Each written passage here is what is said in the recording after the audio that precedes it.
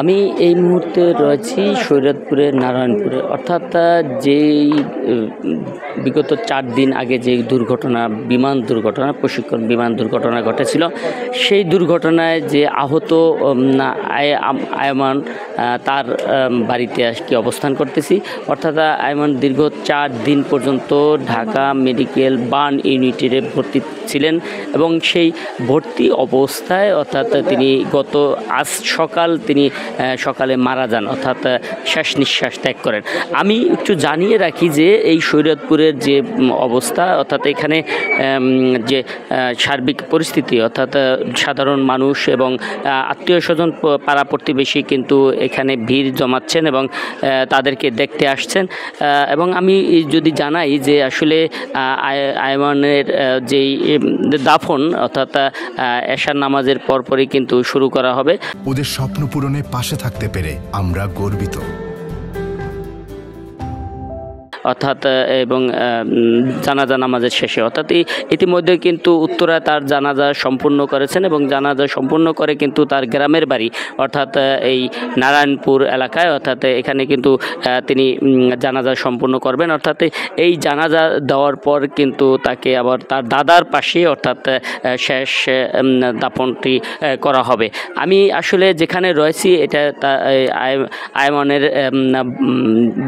বাবার বাড়ি, অর্থাৎ বাপ্পি হাওলাদার, অর্থাৎ তাকে বাপ্পি হাওলাদার নামেই পরিচিত। এবং আমি তার একজন আত্মীয়র সাথে আমি কিছু কথা বলে নিব যে আসলে এখানের যে পরিস্থিতি এবং সেই পরিস্থিতি বিষয়ে কেউ কিছু আমি জেনে নিব আসলে তারা কি অবস্থা এবং তাদের সর্বশেষ পরিস্থিতি এবং তারা কি ভাবছে আয়মানের বিষয়টা নিয়ে। আপনারা আসলে এটা কিভাবে নিচ্ছেন, অকালে মৃত্যুটা তার? আসলে এই বিষয়টা আমরা নিতেই পারতেছি না। আসলে এটা আমাদের জন্য খুবই শোকাহত ঘটনা, মর্মান্তিক ঘটনা। আসলে আমাদের এটা নিতে খুবই কষ্ট হচ্ছে, ঠিক আছে? এটা মানা যাচ্ছে না যে এত শিশু একটা বাচ্চা এই অল্প বয়সে আমরা ওকে হারাবো, এটা আসলে কখনই চিন্তাই করি নাই যে আয়মান আমাদের মাঝে থাকবে না।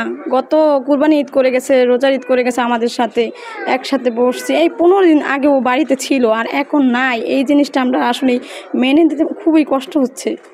খুব আসলে কি বলুম, আসলে ভাষা ব্যক্ত করতে পারতেছি না ভাই। আমি কোনো ভাষা খুঁজে পাচ্ছি না যেন আমি কি বলে এটার অভাব আমার ফিলিংসটা বলবো, যেন কি ফিল করতেছি। আমার আয়মান নাই আমাদের কাছে, মানতে পারতেছি না ভাই। যেমনটা জানা গেল, অর্থাৎ আয়মানের তার রিলেটিভ অর্থাৎ আত্মীয়, তিনি যেমনটা জানিয়েছেন যে ঈদও কিন্তু তার সাথে করা হয়েছে এবং তিনি চঞ্চলে একটি মেয়ে ছিল, অর্থাৎ এবং ভালো লেখাপড়ায় খুব ভালো ছিল এবং তিনি কিন্তু শেষ নিঃশ্বাসে ত্যাগ করে অনেক প্রাণ চলে গেছে এই মাইলস্টোন, এই বিমান দুর্ঘটনায়। সকলের উত্তর এবং তাদের জান্নাতবাসী কামনা করে এই স্থানীয় লোকজন এবং তাদের পাশাপাশি এই ধরনের ন্যাক্কারজনক ঘটনা যাতে ফেরদার না ঘটে সেটাই সরকারের কাছে দাবি জানিয়েছেন। এ ছিল আমার শরীয়তপুরের নারায়ণপুর থেকে সর্বশেষ খবর।